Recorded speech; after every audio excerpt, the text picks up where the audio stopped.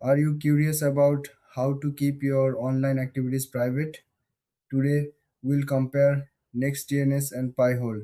Both tools help block ads and protect your privacy, but they do it in different ways. NextDNS is a cloud-based service. It filters out unwanted content before it even reaches your device. You can customize it to block ads, trackers, and even harmful sites. It works on any device with internet access, making it very flexible. On the other hand, Pi-hole is a network level ad blocker. You set it up on your own hardware like a Raspberry Pi. Once it's running, it blocks ads for every device on your network.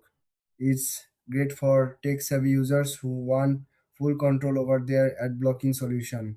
Now, let's look at the key differences. NextDNS is easier to set up and use. You don't need any special hardware. However, Pi-hole requires some technical knowledge to get started. But once it's running, it can be very powerful. When it comes to features, NextDNS offers more customization options. You can create profiles for different users and devices. Pi-hole is more straightforward, focusing on blocking ads without much fuss.